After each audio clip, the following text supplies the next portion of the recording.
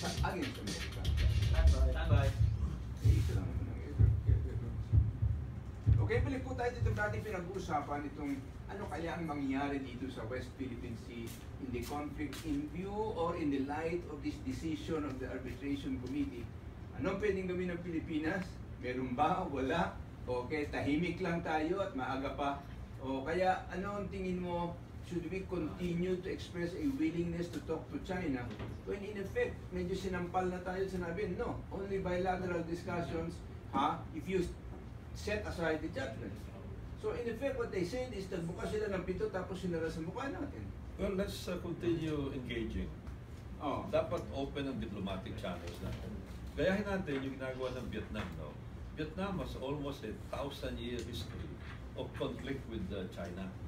Mahabang panahon na yan. Pero kahit na nagbabag sila, nagkaroon ng gera, 1979, nagkamatayan sa Quezon, 20,000, 50,000 ang mga casualties doon. 1988, nagkaroon sila ng sea skirmish, 70 Vietnamese sailors lost their lives sa Paracel, sa ganun din. But in spite of that, nung nagdala ng oil rig ang China about 2 years ago, sa loob ng EEZ ng Vietnam, pakpakan sila sa dagat, nagkaroon ng riot sa loob ng Vietnam. But in spite of that, open yung diplomatic channels nila. Nagpupunta, nagpapalitan sila ng bisita ng foreign ministers, even heads of state. Doon medyo nawala tayo since we filed our arbitral tribunal case. Nasara yung diplomatic channel during the previous administration. Mabuti ngayon, bukas. Well, except that should continue to be open. Well, the problem is, if the diplomatic channels were open independently of the case, all that will be done by China is to press us to withdraw that case. Well, kahit na gano'n, no? Pero still, maganda meron mga ganyan, no? Kahit na walang actual bilateral discussion of negotiation, merong exchange of information, exchange of opinion. Nag-uusap pa naman ang ambassador ng China with Duterte and with Yasay. So, yun nga. Hindi pa naman natitigay dyan. But we've got some texts na, sorry, nagkaroon kami ng problema po sa makina. So, the texts are being written so that I can read it. From 0999-902-2166 from June T. of Compostela Valley. Good evening, sir. Tanong ko lang po, bakit hindi napigilan ang China nung nag-umpisa sila ng magpatayo ng structures? Bakit umabot pa sa ganitong sitwasyon? Yung kasi noong 1995, meron temporary structure. Yung una mischief free. Nung magreklamo ang gobyerno natin, sabi nila, huwag kayong mag-alala. Ito ay temporary lamang para sa mga fishermen natin, huwag kayong mag-alala. That is on the record, no? Pero nilabag nila. Naniwala yung gobyerno natin noong 1995. Niloloko lang pala tayo. Oo, niloloko lang pala tayo. So noong 1999, under a different administration, sinimulan nila yung paggawa ng permanent structure at yun hindi na napigilan. Nagkataon kasi... Bakit tayo nagprotesta? Nagprotesta pero wala, tumahimik. Kasi nung panahon na yun, mayroong mga diplomatic complications yung secretary natin of Foreign Affairs na mukhang ayaw niyang masyadong galitin ng China because of some reasons. Well, alam mo, dito nga problema dito, no? You know, when you behave out of fear, you will always lose your position. That's right. Dapat doon nagmatigas tayo. Meron na tayong dinala na isang katulad ng ginawa natin sa Ayungin Shoal, no? Yung Sierra Madre. Doon sa Scarborough Shoal, 1999-2000, nagkaroon din tayo na nakaground na another LST, yung Benguet. But China complained, nagkaroon ng pressure. So, inalis natin? Inalis natin. Pero kung hindi natin inalis, wala sana tayong ganitong problema sa Scarborough Shoal ngayon. Bakit natin inalis yung sinareklamo ng China? Sila gumagawa at babalik tayo yung salita nila. Yun ang takot natin, baka magalit sila. Ano ngayon? Galit na nga Kaya these are the things that... Hindi mo na pwedeng galitin pa, galit na. Yun ang sana nanindigan tayo. Kung nanindigan tayo, wala tayong ganyang problema. In the same way, nanindigan tayo with the Sierra Madre sa Ayungin Shoal. Kahit na malit lang yung pwersa natin, 8 na tao, pero hindi nila magalaw yung lugar na yun. Atin ang tayo may control sa Ayungin Shoal. Ang ginawa nila, naglagay na sila ng mga Coast Guard ships para paligiran yung ating LST doon. And they are preventing us from resupplying. Ayun. 0917-410-6109, although walang pangalan. Good PM, Congoles. Ito medyo speculative ito in the sense na ang tinatanong, what happened to your partner, Secretary Alunan? Why is he so quiet now on West Philippine Sea? In fact, it's not. his Facebook comments are there full, just like yours. He is very active in dealing with the issue and sometimes setting up warning signs na ito kailangan natin tingnan, ito kailangan natin handa, etc. etc. So he's not. I know Secretary Alunan very well, and I know he is very active in this issue. Actually, the two most active people about the West Philippine Sea, tumisita natin ngayon, si Roy Logones at saka si Secretary Rafi Alunan.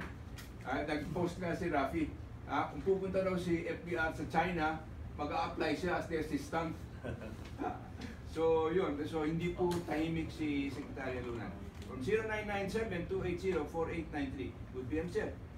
Isa lang ang dapat gawin sa China. Huwag na tayo mag-import sa kanila. What do you think about that possibility that maybe it's time for us to shift? Kasi alam mo, meron tayong matagal na boycott wall. Pero sabi ko, okay, hindi tayo pwede magkaroon ng general boycott kasi hindi mararamdaman yan eh. Suggestion ko, mamili tayo ng mga boycott yung produkto na masasaktan sila, mararamdaman nila. Ano yan? Ang tingin ko garments. Kasi ang daming substitute. Halimbawa, yung mga produkto natin, our products can compete with their garments, no? At the same time, friendlier countries like Vietnam, Singapore, Malaysia, India, Mexico, meron silang magagandang mga garments din na pag tumitingin tayo, pag merong nakita tayo, made in China, huwag na. Hanap tayo ng iba. Hindi, alam mo, meron nga nag-offer. Japan is offered, a number of oceans have offered. We will substitute for whatever you get from China. Well, that's what they're saying. Pero siyempre, alam mo, ang China, nagbo-boycott na rin. Nakakatawa nga eh. Bino-boycott nila yung isang fast food company at yung iPhone. Pero nakakatawa doon, yung fast food company, American brand nga, but most of the raw materials galing sa China. Yung iPhone, iPhone, nare-reklamo nila iPhone, bino-boycott nila, but iPhone is being assembled in China. Out of the 700 or so parts, mga 500 parts are made in China, 30 parts from the Philippines, no? Pero ang assembly doon sa kanila, kaya I think they have to rethink their boycott there. Now, part of the reason why I want to rethink that, dalawang bagay na sa akin napakahalaga. Sa akin, kadamihan ng smuggling na ginagawa dito under declaration, false declaration, and under pricing of imports, saan galing? Doon, sa 168. China. Ngayon, ito na, isama na natin yung illegal drugs. as in, I was gonna come to that. All the precursors, Saan ang 95% China. galing sa kanila. Eh bakit natin tatanggapin dito at madalas pinapadala sa atin ang kanilang mga inferior products? Yung mga murang t-shirt na pagkatapos mo ng 3 labay, wala na. That's right. Kaya sabi ko What do we boycottin lose? natin yung mga walang kwentang produkto. Remember si Gandhi, no? Ano ginawa ni Gandhi? Binoykot niya yung mga cotton, yung mga fabrics galing from England. Kaya umaray talaga yung textile industry ng England. Kaya nasaktan sila and you know, then to react to protect themselves from the massive boycott. Tayo pwede natin gawin dito. Binaboycott din naman tayo, din naman ginawa sa ating mga saging. Hanggat yung mangga naman ang binaboycott. Ngayon ang tinitira nila yung mangga. So dito natin nakikita na and you know, when they had a quarrel with Japan because of the Simcacos, ang ginawa nila, they restricted the export of the rare earth elements to Japan. Para kasi ginagamit ito sa paggawa ng mga kotse, aircraft, high-tech even weapons, pero ginawa ng Japan. Nagkaroon sila ng adjustment, they decided to design products that would not need the rare earth elements. Tapos yung Canada, Australia naman were able to discover more rare earth element reservations. Wow. So talaga, this is what I call part of the strategy that we must now develop. Not just on a micro level, but on a macro level. In order to study the impact that may have to come the moment, kasi sigurado ako pagka nagkaroon ng pukpukan dyan, trade embargo lahat ang mangyayari dyan. Paghandaan natin yan kasi itong China, hindi nila nirespeto yung WTO rules eh. Basta bigla na silang re-restrict. But then, one source of, not consolation, but assurance. Napakinggan ko ang speech ni Governor Tetanco, start of the year, January. Sabi niya, our economy is not that intertwined to the economy of China.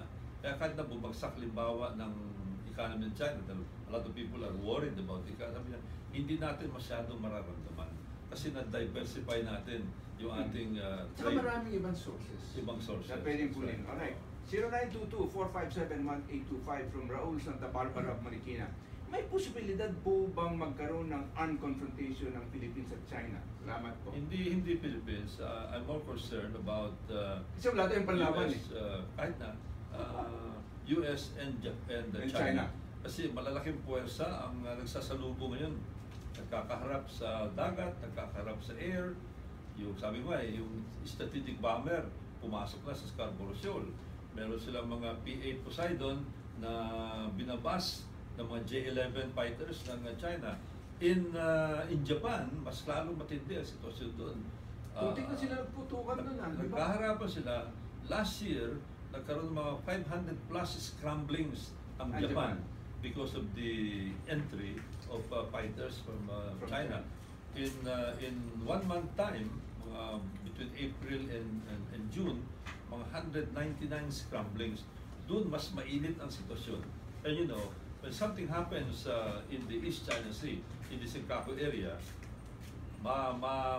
madadamay ang US because of their alliance also with Japan. At pag nangyari yan, pwedeng magkakaroon aabot ng yan sa South China Sea. not just two-front war yan. Yeah. War with the potential conflict with the US in the South China Sea and with Japan Yeah.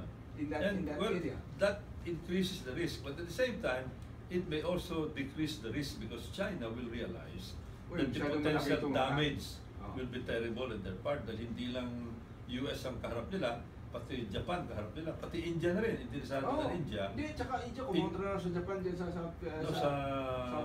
China. Sa China Because natin. of their interest in Vietnam, no? Oo. Nagpadalan sila ng flotilla dito, 2 stealth brigades, dumaan sa South China Sea.